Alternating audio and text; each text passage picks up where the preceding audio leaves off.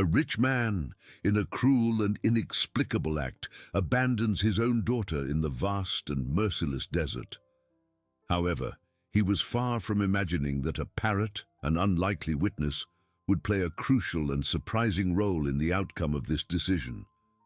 The silence that followed the departure of Arthur's luxury car was more deafening than any scream. The dust, stirred up by the hastily spinning wheels, had not yet fully settled when Elara, paralyzed, felt the ground disappear beneath her feet.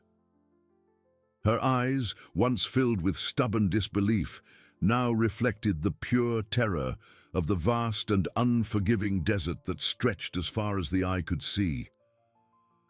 "Father?"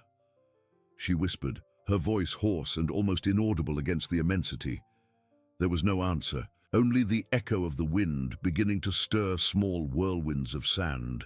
The silhouette of Arthur's car rapidly diminished on the horizon, a dark speck growing smaller and smaller, carrying away not only hope, but also the last flicker of sanity she seemed to possess. He didn't look back, not once. Inside the vehicle, Arthur gripped the steering wheel, his knuckles white. A part of him screamed in protest, a sharp pang of guilt piercing his carefully constructed armor, but he stifled it as he had done so many times before. She needed to learn, he muttered to himself, his voice harsh. She needed to understand the consequences of her choices, of her insolence. He accelerated, the engine roaring, as if he wanted to leave behind not just his daughter, but his own conscience. The desert, he thought, was a severe but fair teacher. Left behind, Elara felt the sun punish her skin. The heat was a physical, suffocating presence, and thirst already scratched at her throat. She fell to her knees in the hot sand, tears streaming down her dusty face, carving salty trails. What would she do? How could he? The betrayal was a poison spreading through her veins, faster and more painful than the fear of imminent death. She was alone, completely and irremediably alone. The desert seemed to mock her, a vast and indifferent observer of her misfortune. A sudden rustle in a twisted, solitary cactus a few meters away made her lift her head, startled. Her swollen eyes focused on a point of vibrant color that contrasted sharply with the earthy tones of the environment.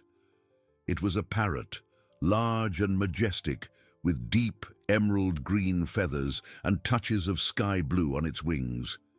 It was perched on a branch, observing her with an almost human curiosity, its head tilted.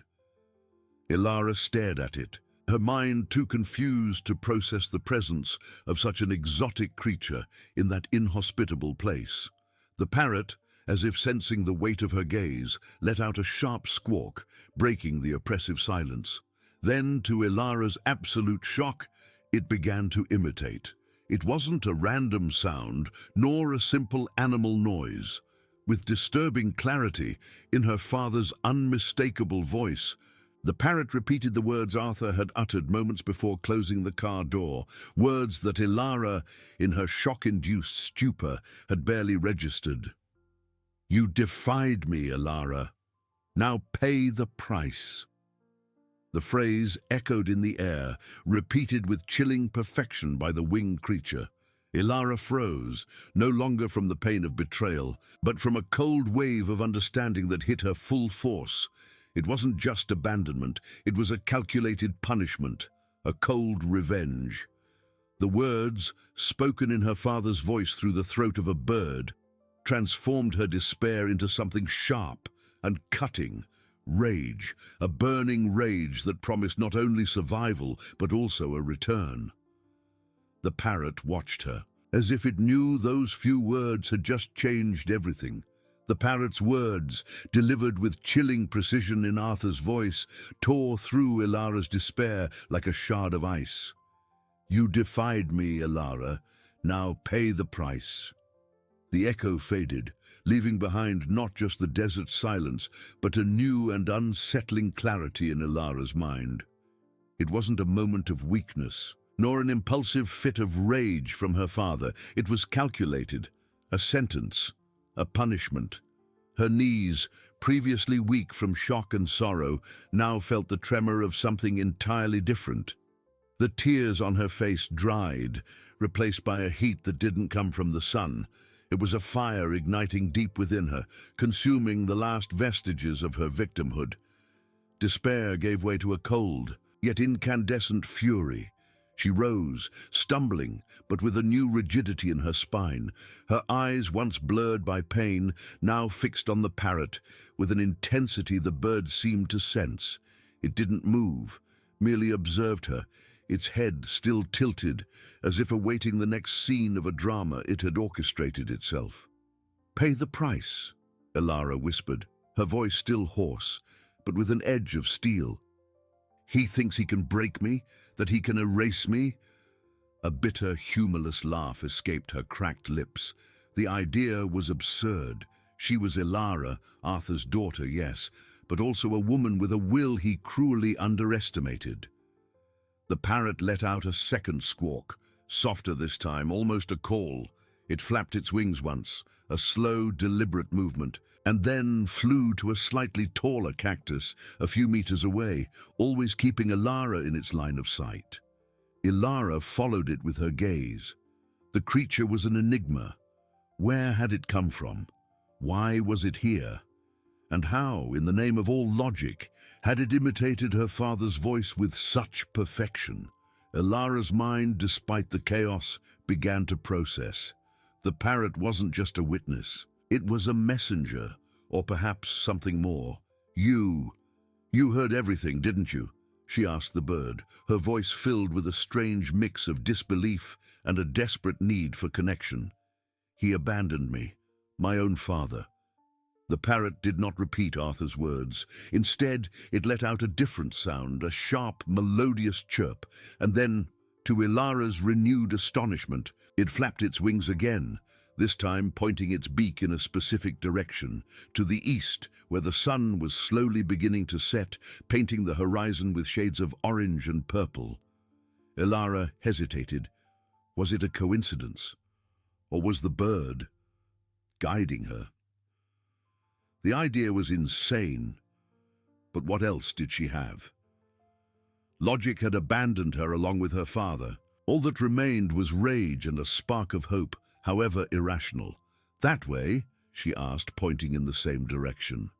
The parrot let out another, more emphatic chirp and flew a little further east, landing on another cactus, as if inviting her to follow. The decision was instantaneous. Rage propelled her. She wouldn't die here, wouldn't be the silent victim of her father's cruelty. She would survive, and she would return. Not to beg, not to forgive, but to confront, to show Arthur that he had failed to break her. With a last look at the spot where her father's car had vanished, Elara straightened her shoulders.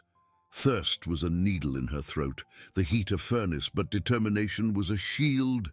She began to walk, one hesitant step, then another, in the direction the parrot indicated.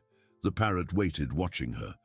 When Elara took a few steps, it flew again, maintaining a constant distance, a vibrant speck of color against the monotonous vastness of the desert. It was her unlikely guide, her only companion, and somehow Elara felt it was the key to her revenge. "I will return, father," she promised the wind, her voice firm and laden with a grim vow, "and you will regret every word." Her journey had just begun, fueled by betrayal and guided by a feathered enigma. The desert was no longer just a tomb. It was a crucible. Every step Elara took was a forge, molding her determination into something harder, sharper. The sand, once merely an obstacle, now seemed to drain the energy from her legs, making each movement a battle. The relentless sun baked the air and the earth, and Elara felt her skin tighten, her lips crack. Thirst was an ember in her throat, a constant promise of torment. The parrot, a speck of emerald and sapphire against the infinite ochre, flew ahead, always at a distance that seemed calculated to keep her moving, but without exhausting her with a frantic chase. It landed on solitary cacti, watched her with its intelligent eyes, and when she approached it flapped its wings and moved on, an improbable beacon in a sea of sand. "Where are you taking me?" Ilara whispered, her voice a raspy murmur. She didn't expect an answer, but the mere act of speaking, even to a bird, was a relief from the oppressive silence. The parrot merely let out a soft chirp and flew a little further. Ilara's mind was a whirlwind. The image of her father, Arthur, the man who had abandoned her, burned in her memory. His voice, repeated by the parrot, echoed, "You defied me, Ilara. Now, pay the price." The price. Yes, she would pay, but not with her life. She would pay with the pain of every step, with the agony of thirst, with the fury that consumed her. And he, Arthur, would pay a much greater price when she returned. "He thinks I'm weak," she murmured, stumbling over a rock hidden beneath the sand. She fell to her knees, a sharp pain in her bones. The parrot stopped, perched on a cactus, and watched her. There was no mockery in its gaze, only an expectant stillness. Ilara felt a pang of shame. She couldn't give up, not now. With a groan, she rose, brushing the sand from her hands. With every fiber of her being, she felt the cruel irony of the situation. She had grown up in luxury, surrounded by comforts, never knowing deprivation. Now, the desert was her master, teaching her lessons that no fortune could buy. "I won't die here," she promised the parrot, the sand, the sun. "I won't give him that satisfaction." The journey continued. The sun began its slow descent, painting the sky with shades of fire and shadow. The temperature, which had been a furnace, now began to drop, bringing with it the biting cold of the desert night. Ilara knew she needed to find shelter, or at least a place to rest that wasn't the cold, exposed ground. The parrot, as if reading her thoughts, flew a little faster, and Ilara, with the last reserves of her strength, followed it. Her feet were raw, every muscle in her body screamed in protest, but the promise of revenge was a whip that drove her on. Suddenly, the parrot landed on a rocky outcrop that Ilara had barely noticed in the growing gloom. It was a formation of dark, irregular rocks, with a small crevice that seemed to offer a minimum of protection from the wind. Ilara dragged herself there, collapsing exhausted onto the cooler sand beneath the rock. The parrot flew to a higher point on the outcrop, watching her. It seemed like a silent guardian, a winged enigma that had become her only link to sanity. "Thank you," she whispered, her voice almost inaudible. She didn't know why she was thanking a bird, but the gratitude was genuine. It had guided her, had kept her moving. As the last thread of light disappeared on the horizon, Ilara rested her head against the cold rock. The desert night was a veil of stars, vast and indifferent. She was exhausted in pain, but not broken. The rage still burned, a stubborn flame in her chest. She closed her eyes. The image of the parrot perched above her, a dark silhouette against the starry sky. The last thing she saw before sleep dragged her away to a brief and restless slumber. The journey of survival and revenge had only just begun, and the parrot, her mysterious guide, remained vigilant. The cold of the desert night was a cruel slap, a brutal contrast to the scorching heat of the day.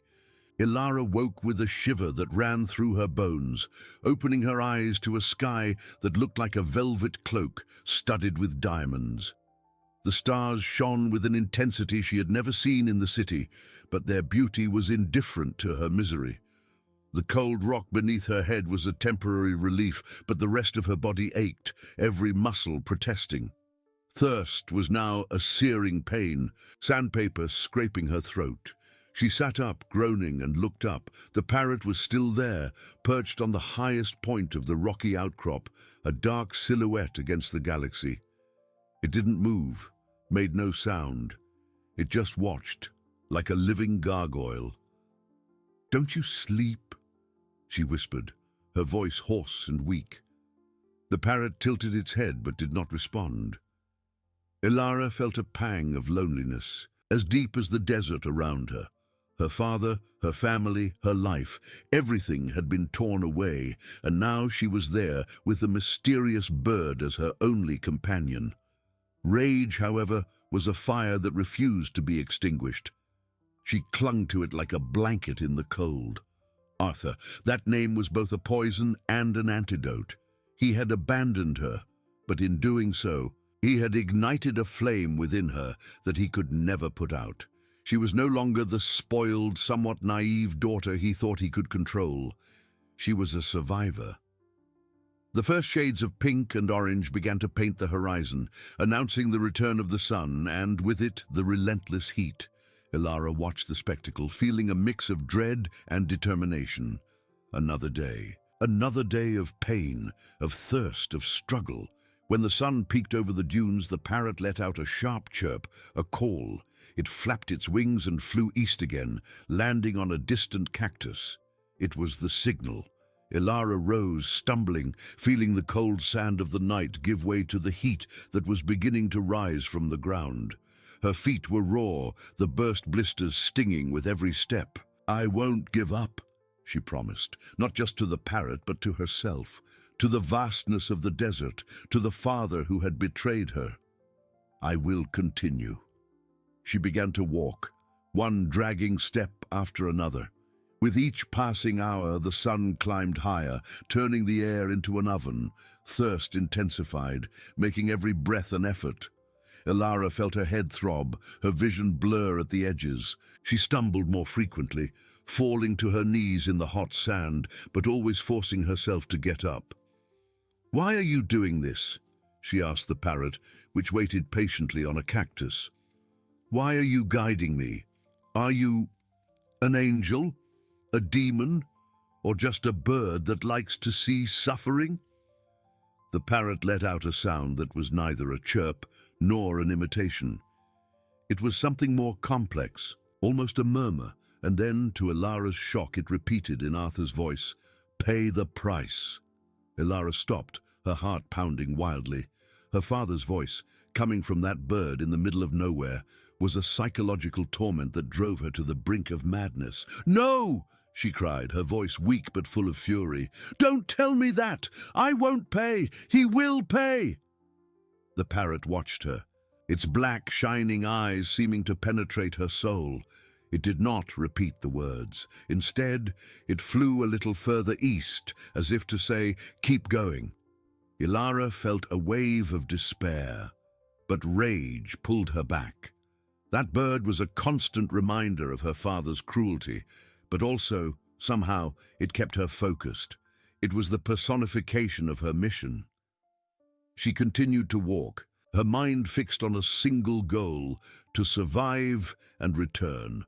With every step she imagined Arthur's face, the surprise in his eyes when he saw her again. Revenge was a potent fuel, stronger than thirst, stronger than pain. She didn't know where the parrot was leading her, but she trusted it with an irrational faith. It had kept her alive so far. The sun began its descent again, promising another cold night. Ilara was at the limit of her strength, but the parrot flew a little faster, landing on a rocky elevation that looked different from the others. There was a small cave, a dark opening that promised shelter. With a final effort, Ilara dragged herself to the entrance, collapsing exhausted onto the dirt floor. The parrot landed at the cave's entrance, looking at her. Its eyes in the gloom seemed to glow. "You saved me again," she whispered, her voice almost a sigh. "But why?" The parrot did not respond. It merely watched her, a silent guardian, as Ilara, exhausted, closed her eyes, the promise of revenge still burning in her heart. The journey was far from over, and the mystery of the parrot deepened with every step. It was the key, she knew, but to what? And what was its true purpose? Ilara's sleep in the small cave was a fragile thing, punctuated by shivers from the desert cold and the persistent pain in her body. Dreams flickered at the edges of her consciousness. Flashes of her old life, the sparkle of jewels, the scent of expensive perfumes, the easy laughter of friends who now seemed like ghosts. And amidst it all, her father, Arthur's face, distorted in an expression of calculating coldness, his words echoing, "You defied me, Elara. Now pay the price." She woke with a start, her heart pounding, her throat dry as paper. The parrot was there, always there, perched at the cave's entrance, a dark silhouette against the starry sky that was beginning to lighten. Its eyes, even in the gloom, seemed fixed on her, a constant presence that was both comforting and disturbing. Elara didn't know if it slept, if it ate, or if it simply existed to be her torment and her guide. "Are you real?" she murmured to the bird, her voice hoarse. "Or am I going mad?" The parrot tilted its head, a gesture Elara interpreted as a silent question. The first ray of sun peeked over the horizon, painting the desert with shades of purple and gold. The temperature began to rise almost instantly, dispelling the night's cold with brutal speed. Thirst was a torture now, a constant burning that overshadowed all other sensations. The parrot let out a sharp chirp, stronger than the previous ones, and flapped its wings, flying out of the cave. It landed on a more distant rock, waiting. It was the signal. Elara groaned, feeling every muscle protest as she rose. Her feet were raw. The burst blisters turned into open wounds that stung with every movement, but she forced herself to follow. "I won't die here," she repeated, the phrase becoming a mantra, a prayer, a curse. The day unfolded in a haze of pain and exhaustion. The sun beat down mercilessly. The air shimmered above the sand, creating mirages that mocked her thirst. Elara saw lakes of crystal-clear water in the distance, palm trees swaying in the wind.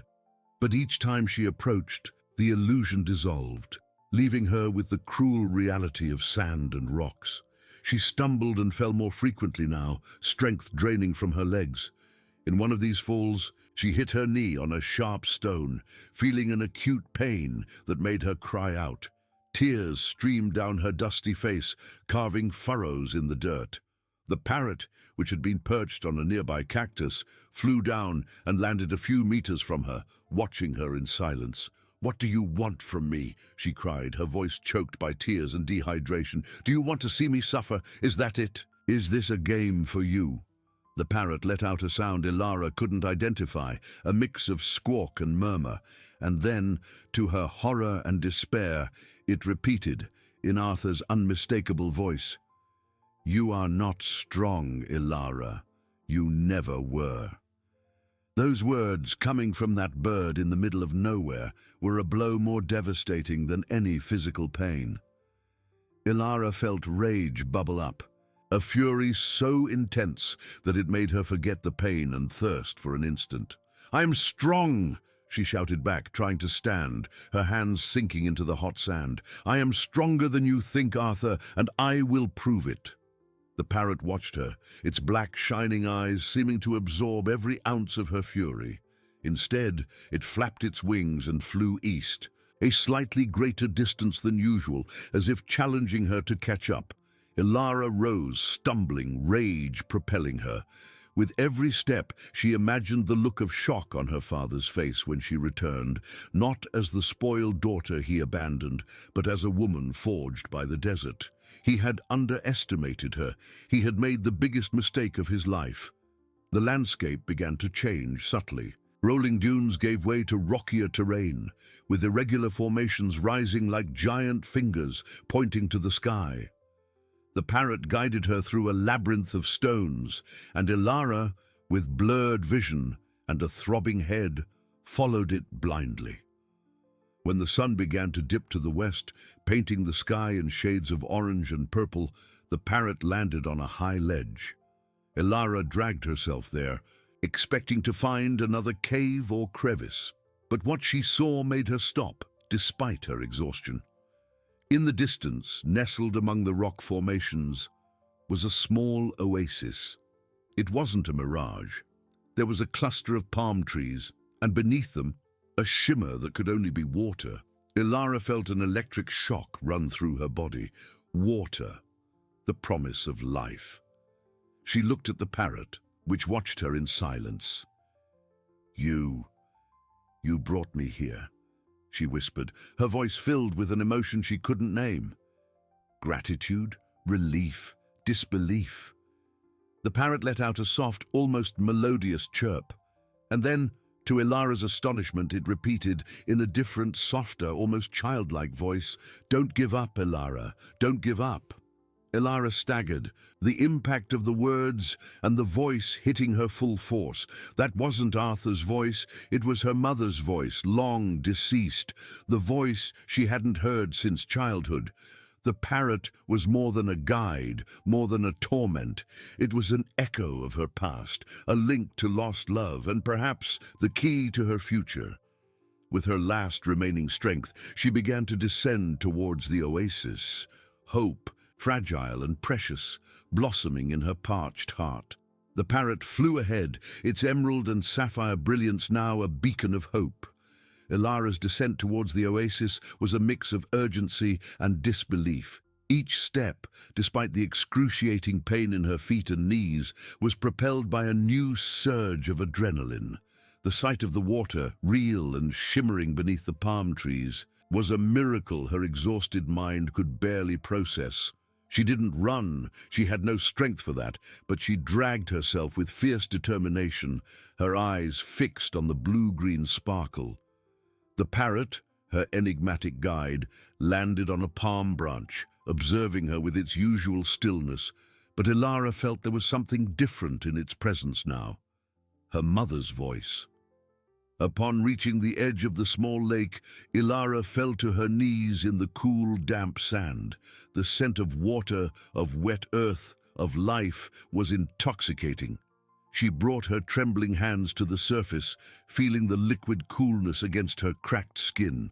It was real, not a mirage.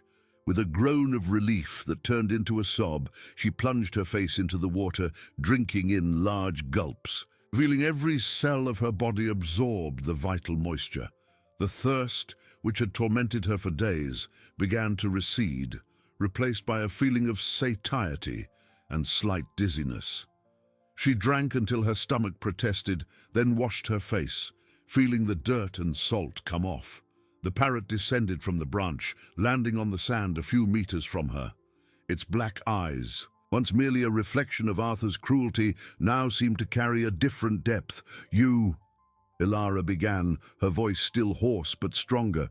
"You spoke in my mother's voice." "How?" The parrot tilted its head, its eyes fixed on her.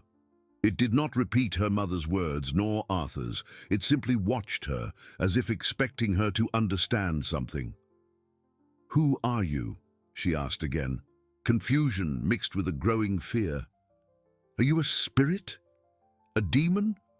Why are you doing this to me?" The bird let out a soft chirp, almost a coo, and then to Ilara's relief it did not speak. But the message was clear. It had led her to salvation.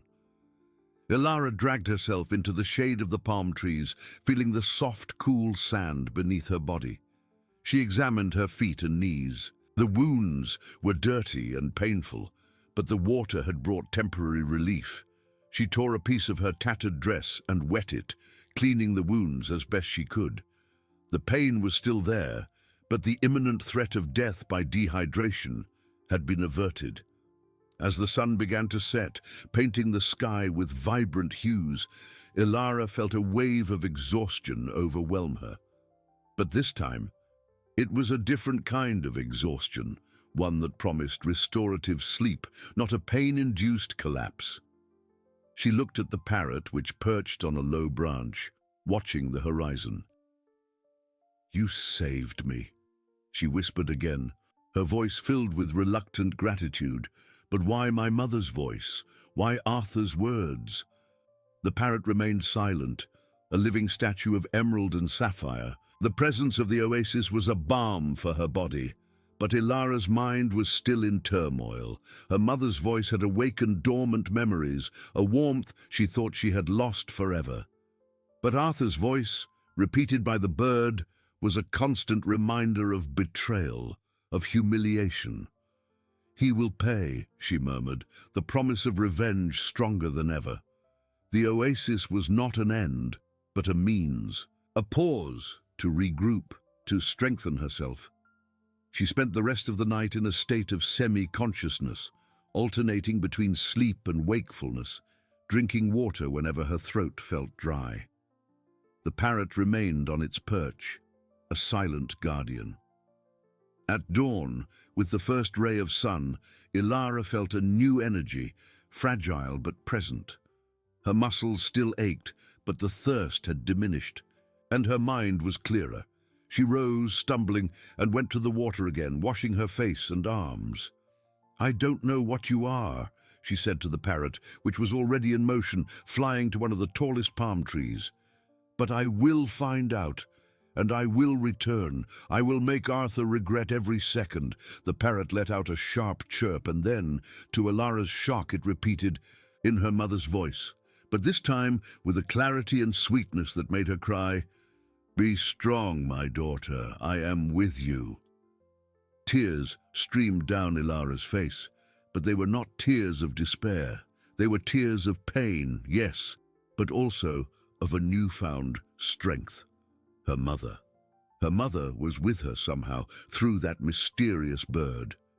The parrot was not just a guide, not just a torment. It was a bridge to the past, a link to lost love, and perhaps the key to her future. The journey was far from over, but Ilara was no longer alone. She had the memory of her mother, the fury against her father, and an enigmatic parrot that seemed to carry the secrets of the universe in its colorful feathers. She looked to the east, to the vastness of the desert that still awaited her. The oasis was a refuge, but the world out there was where her revenge awaited.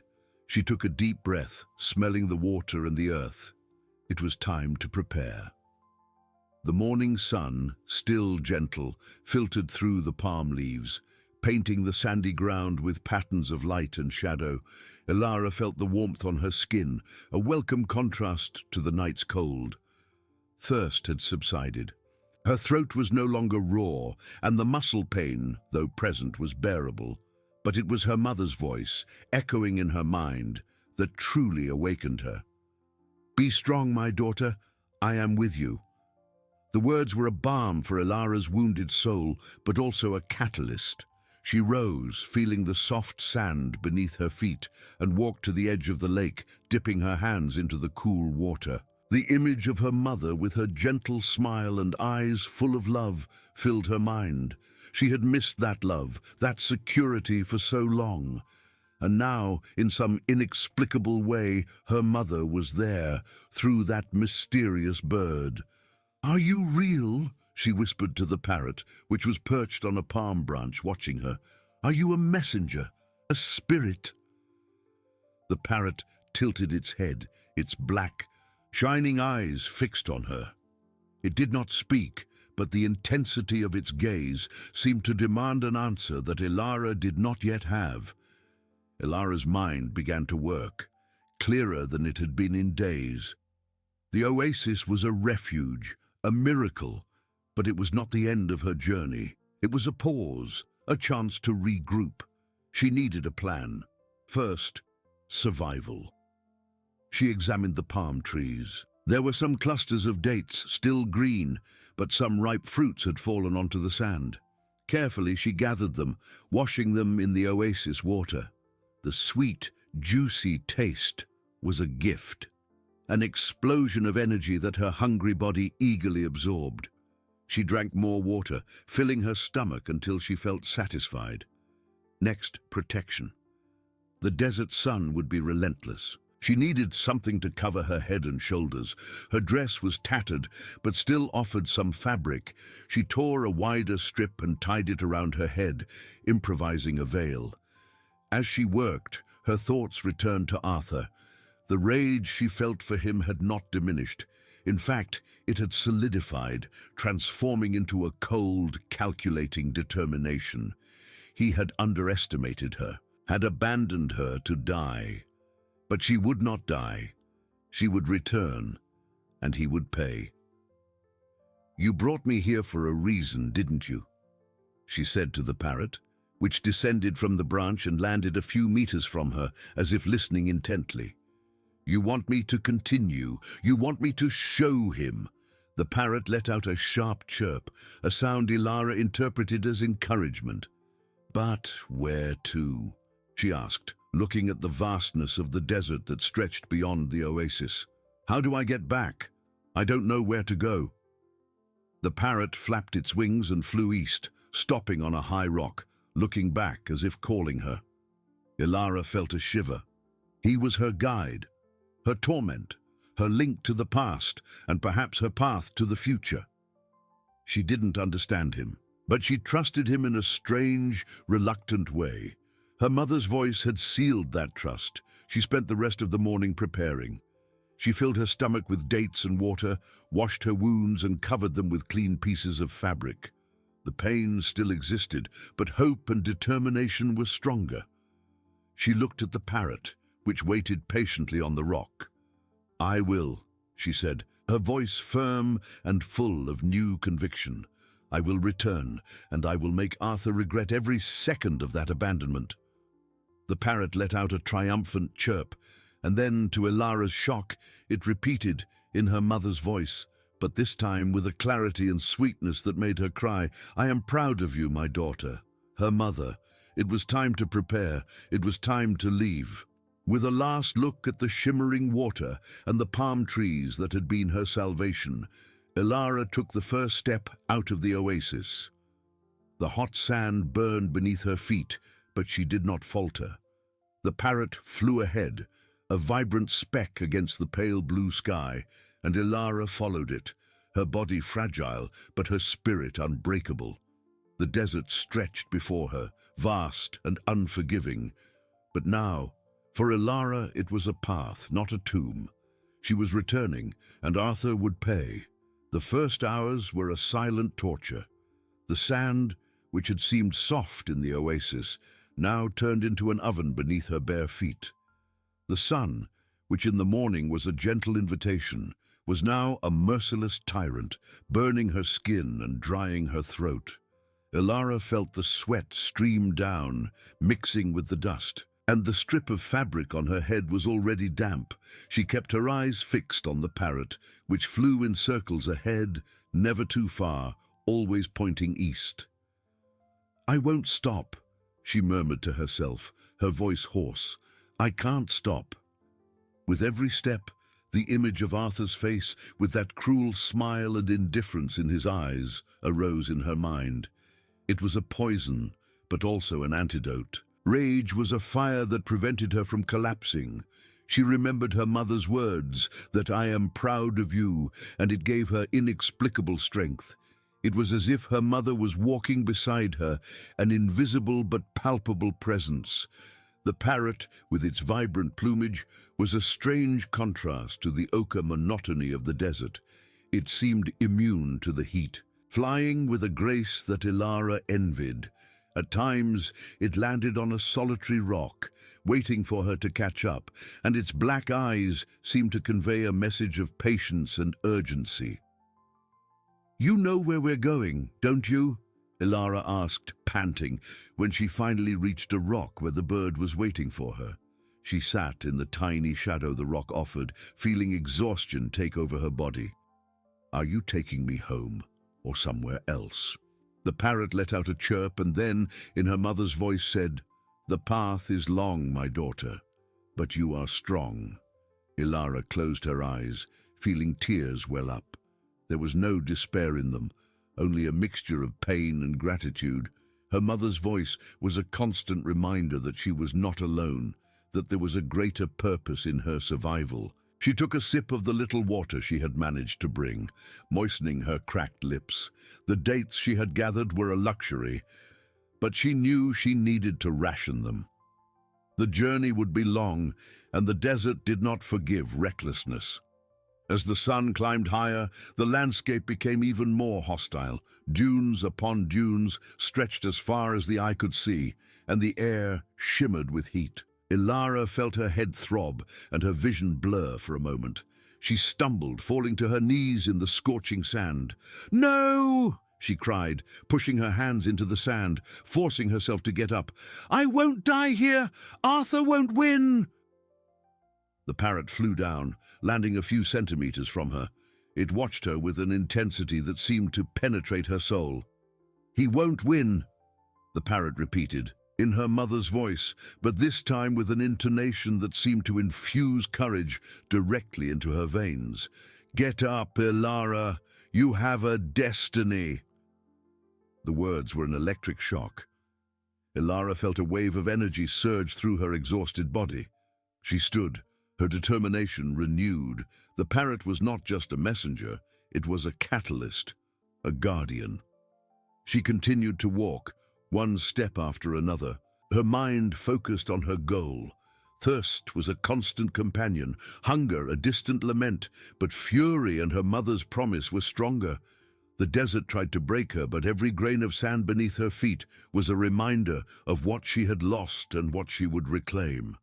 When the sun began to dip to the west, painting the sky with shades of orange and purple, Ilara felt a momentary relief from the heat.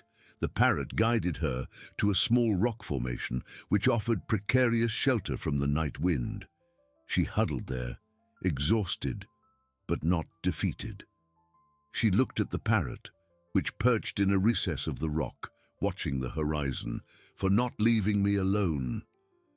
The parrot did not respond with words, but turned its head and looked at her, and Ilara felt a deep connection, a silent understanding. The journey was only beginning, but Ilara knew that with her mother and that mysterious bird by her side, she would find her way back, and Arthur, wherever he was, would feel the weight of her return. Night fell, bringing with it a biting cold, but Ilara did not feel the cold in her heart. It was burning with the promise of revenge. She huddled in the small rock crevice, the improvised fabric on her head providing minimal cover against the icy wind sweeping the sand.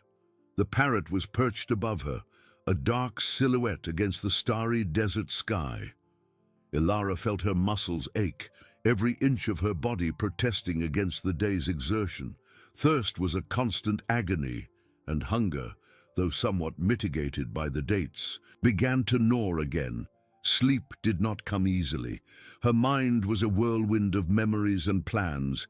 She saw Arthur's face, the coldness in his eyes, the way he had left her, and then the image of her mother, smiling, proud. These two images were the anchors of her existence now. One, the driving force for revenge, the other, the fuel for her survival. In the middle of the night, a stronger shiver woke her. She looked at the parrot. It wasn't sleeping. Its black eyes gleamed in the darkness, fixed on her.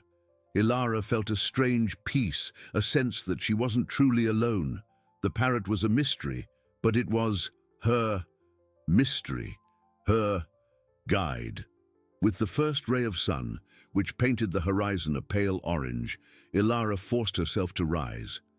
Every movement was painful, but determination was stronger. She drank the last sip of water remaining in her small, improvised container and ate a date, savoring every piece. It was all she had for the day. "Let's go," she said to the parrot, her voice still hoarse but with new energy. "Where are you taking me today?" The parrot let out a chirp and flew east, as before. Ilara followed it, one hesitant step after another. The hot sand already beginning to burn beneath her feet. The sun rose quickly and the heat became relentless. The hours dragged on, each one harder than the last. The landscape seemed unchanging, just dunes upon dunes, a sea of sand stretching infinitely. Ilara's head throbbed and her vision began to blur again. She felt her throat dry, her mouth pasty. With each stumble, the temptation to surrender was almost overwhelming. "No, I can't," she murmured, falling to her knees once more.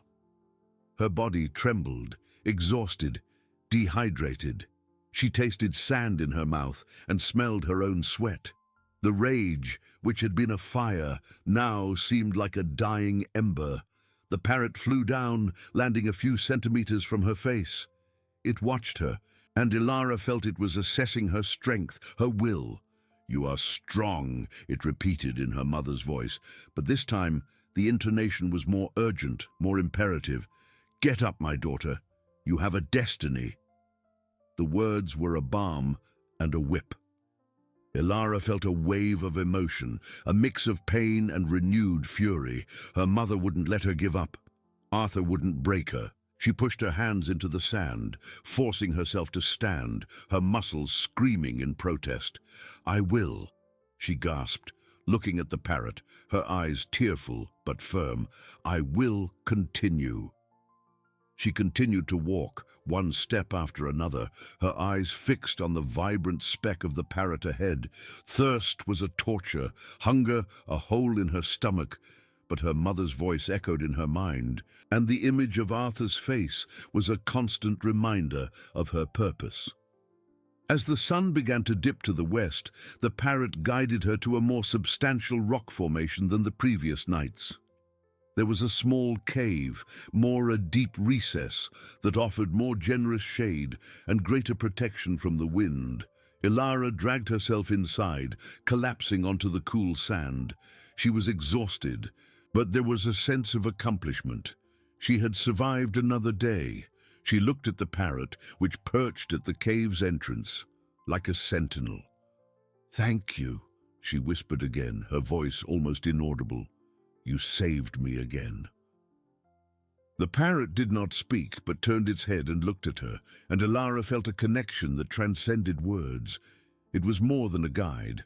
It was a guardian, a link to the past and a promise for the future. Night fell, and the desert cold settled in.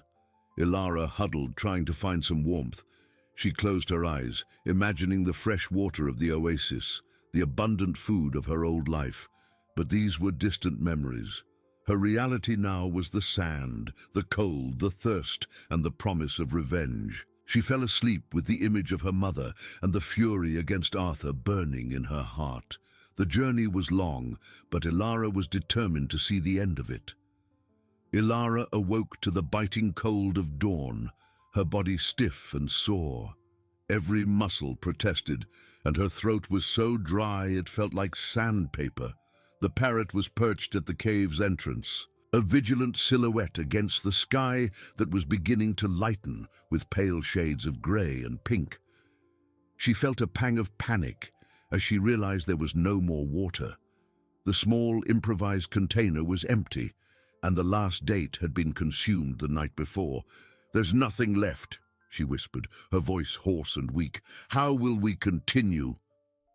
The parrot turned its head, its black eyes fixed on her. "Strength is within you, Ilara," it said in her mother's voice, the tone soft but firm. "Not in water, not in food, in your will." The words were both a balm and a burden. Her will was there, but her body was failing. Ilara dragged herself out of the cave, feeling the cold sand beneath her feet. The sun had not yet fully risen, but the promise of relentless heat already hung in the air. She looked at the horizon, which seemed to stretch infinitely, a sea of dunes and rocks. "Where are we going today?" she asked, more to herself than to the bird. The parrot let out a chirp and flew east, as always, but this time its trajectory seemed a little different, lower, more urgent. Ilara followed it, one hesitant step after another. With each step, the sand seemed to drain her energy, and the heat rising quickly from the ground seemed to cook her from within. Thirst was a constant torture, and hunger, a ravenous hole in her stomach. The hours dragged on in a haze of pain and exhaustion. Ilara's vision often blurred, and her head throbbed with a searing pain. She stumbled several times, falling to her knees in the scorching sand, her mouth full of grit. Despair threatened to engulf her. The image of Arthur, smiling cruelly as he left her, was the only thing that kept her from giving in. Rage was a thin but persistent thread. "I can't anymore," she murmured, her voice almost inaudible as she fell again, this time too weak to get up immediately. The sun was directly overhead, and the air shimmered with heat. She felt her entire body tremble, and tears streamed down her face, dirty with sand and sweat. "I can't." The parrot descended in a swift flight, landing a few centimeters from her face. Its black eyes were intense, and Ilara felt it was reading her soul. "You will not give up," it said in her mother's voice. But this time, there was an almost desperate urgency, a plea. "Not now, Ilara. You are so close. I am proud of you. Get up, my daughter. You have a destiny."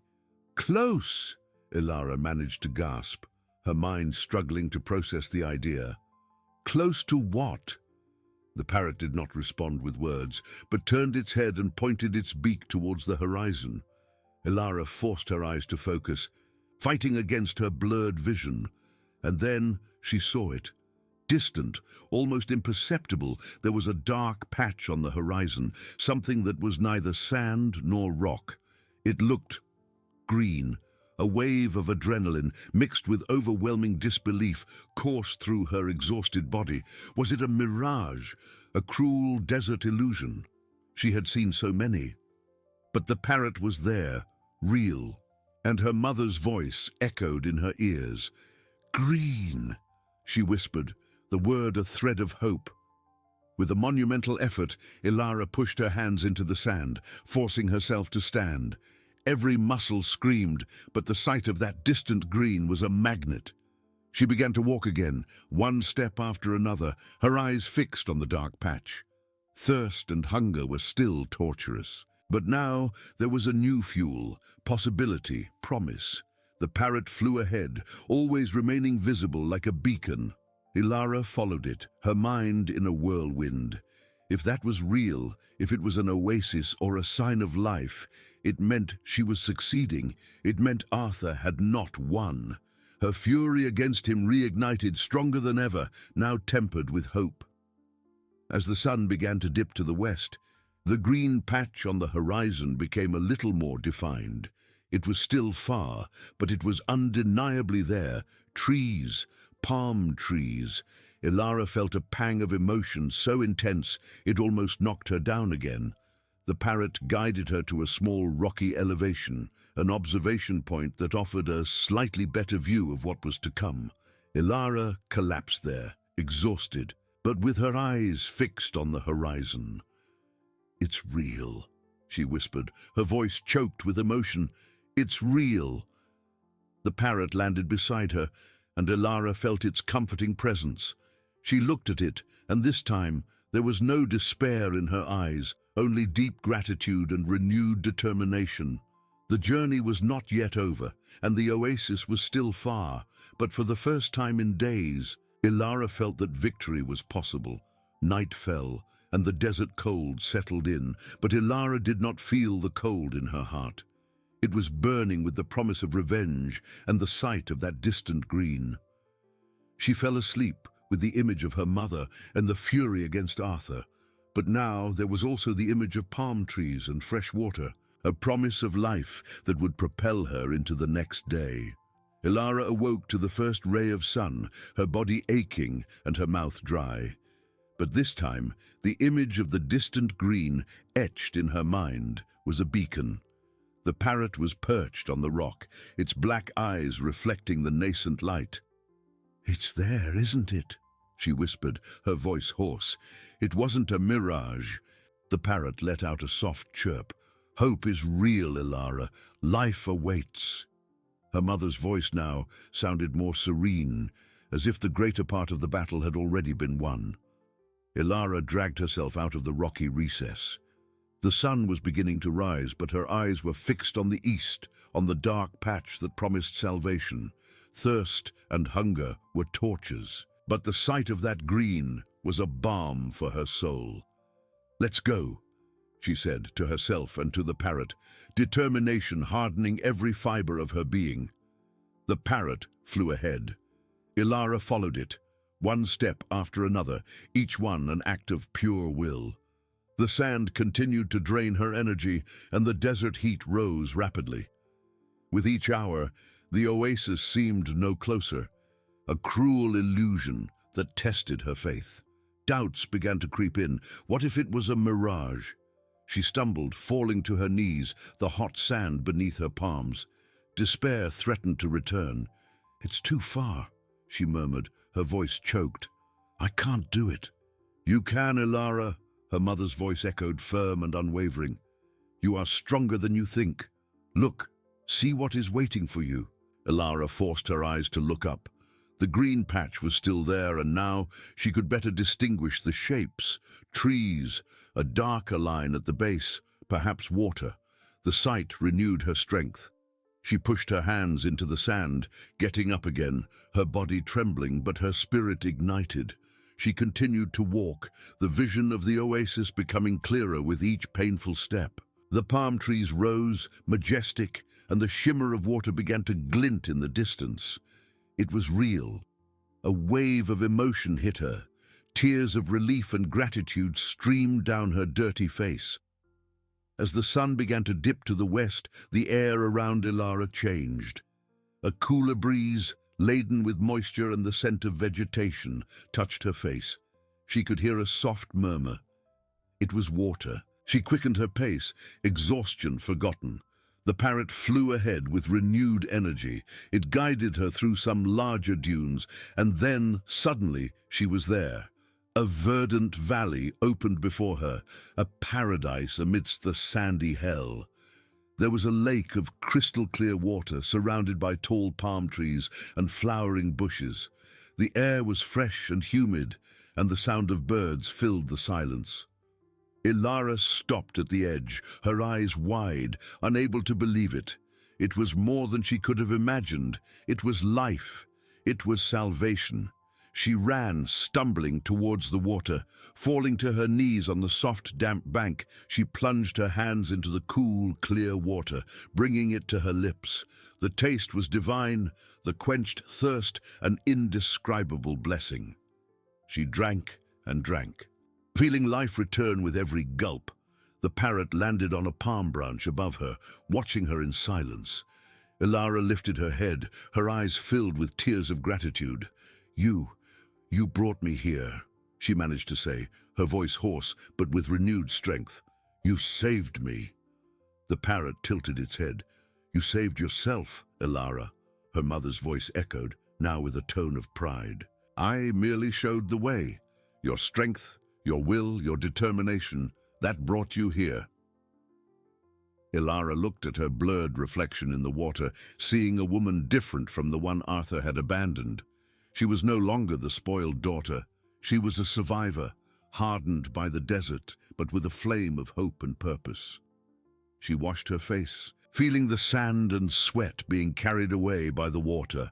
Hunger still tormented her, but thirst had been quenched, and the oasis was nourishment for her soul.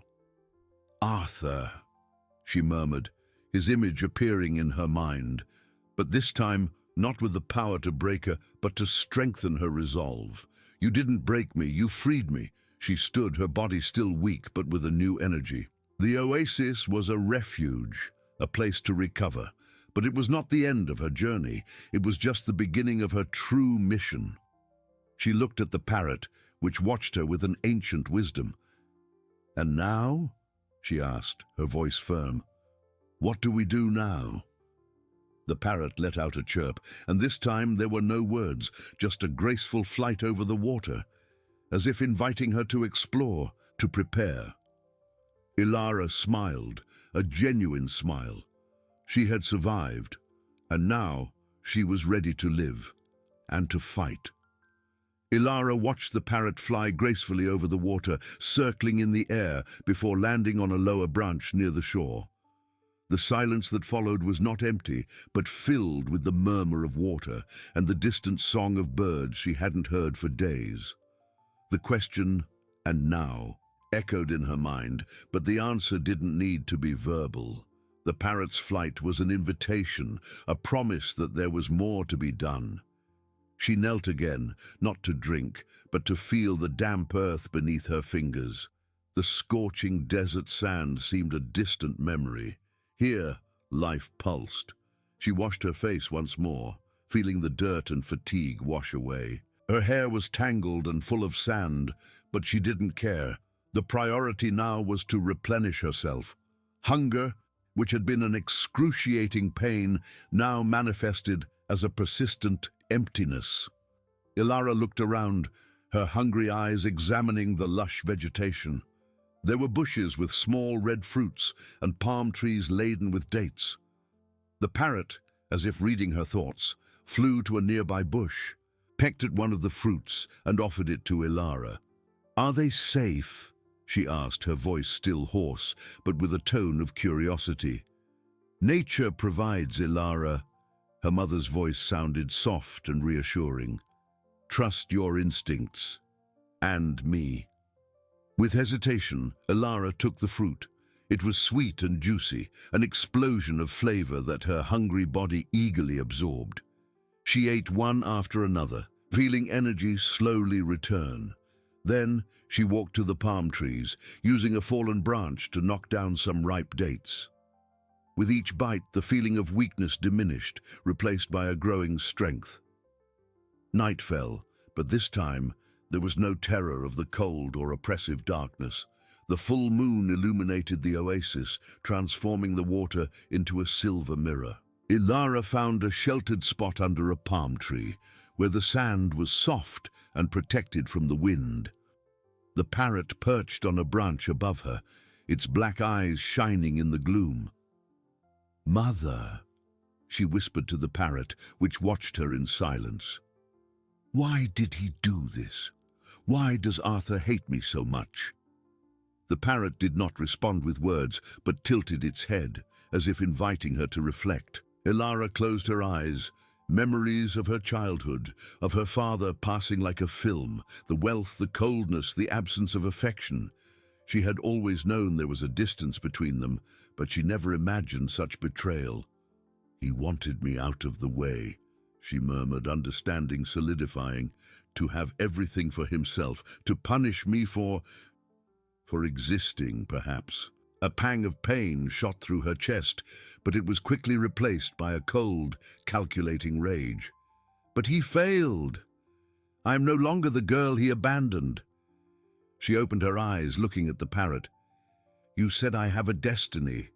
What is it?"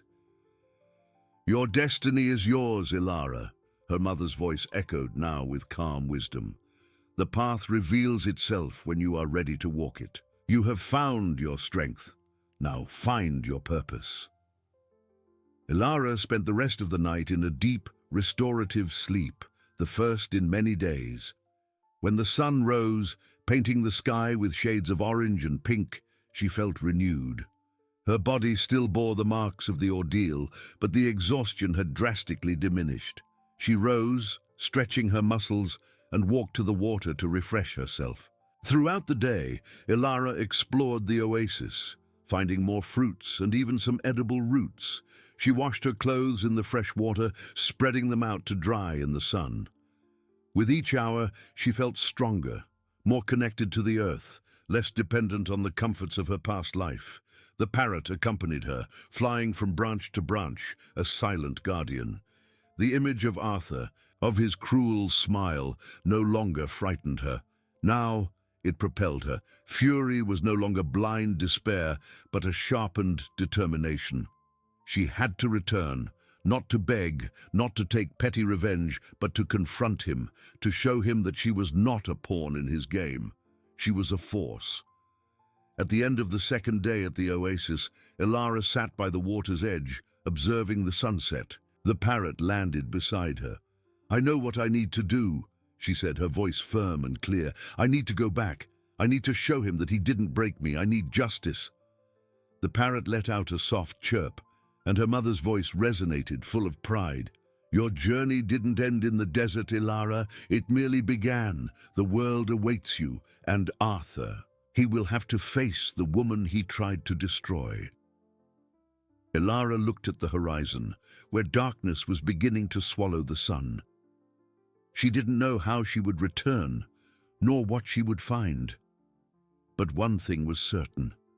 She was no longer alone, and fear had been replaced by an unwavering courage. The oasis had been her rebirth. Now it was time to face the world again. and this time she was ready to fight. The following morning brought even greater clarity. Ilara felt invigorated, her body and mind aligned with a purpose. She spent the day preparing. She filled a gourd with water, gathered more fruits and dates, and even found some herbs that the parrot with a chirp indicated were edible. Her clothes, though clean, were still the same, worn and torn, but she wore them with pride. They were the marks of her survival. "How do I get out of here?" she asked the parrot, which was perched on her shoulder as she tied her few belongings. "The desert has many paths, Ilara," her mother's voice echoed soft. "Some are visible, others only for those who have learned to see. Follow the sun, follow your intuition, and I will be with you." Ilara smiled, a smile that reached her eyes. She bid farewell to the oasis, a place of miracle and transformation, and began to walk east in the opposite direction from which Arthur had taken her. The parrot flew ahead, occasionally landing to wait for her, a green beacon amidst the golden vastness. The journey back was different. There was no blind despair, no torturous thirst or paralyzing fear. Ilara walked with a steady rhythm, her eyes now trained to identify signs of life, to read the dunes. She knew that danger still existed, but her mind was focused, her determination unshakable. Her mother's voice, through the parrot, was a constant murmur of encouragement and wisdom, reminding her of her strength. After days of walking under a relentless sun, Ilara spotted a thin line on the horizon. It wasn't an oasis, but something more regular, more artificial. A road. Her steps quickened, and soon she was at the edge of a dirt road, dusty, but unequivocally a sign of civilization. The parrot landed on her shoulder, and she caressed it. "We've arrived," she whispered, her voice choked with emotion. "You have arrived, Ilara," her mother's voice corrected. "Your journey now is another." Ilara waited. Hours passed until an old truck loaded with supplies appeared on the horizon, raising a cloud of dust. The driver, a man with a sun-weathered face, stopped, surprised to see a woman alone in the middle of nowhere with a parrot on her shoulder. "Need help, miss?"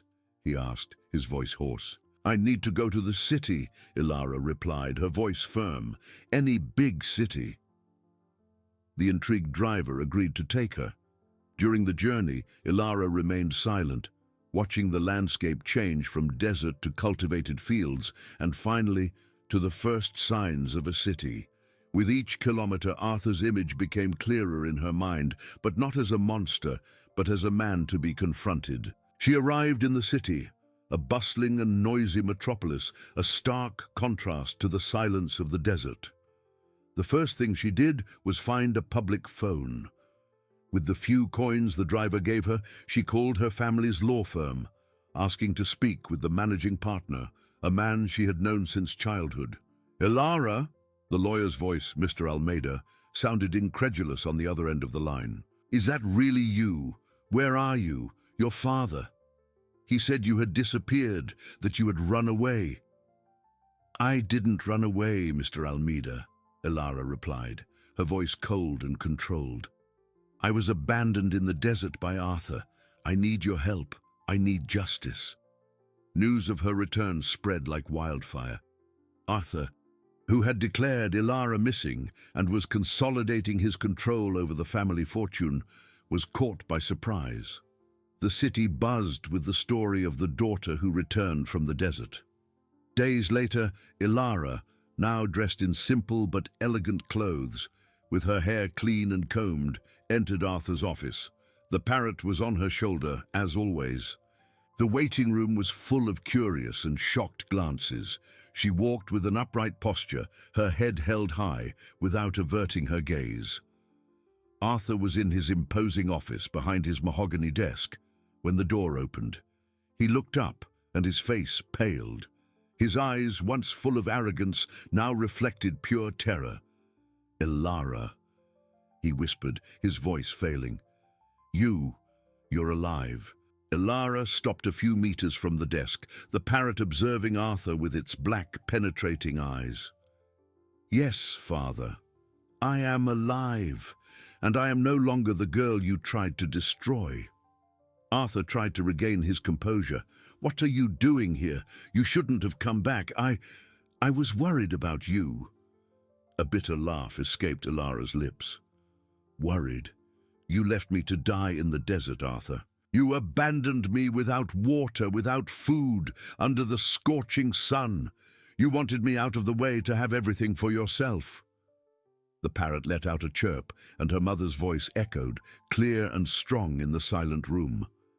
"He was always a coward, Ilara, and a fool. He thought he could break what I built." Arthur cringed in his chair, his face contorted in a mix of rage and fear. "Shut up! This is madness! You're delirious!"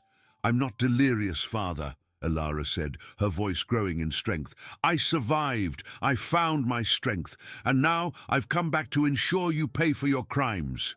She looked at him, her eyes fixed.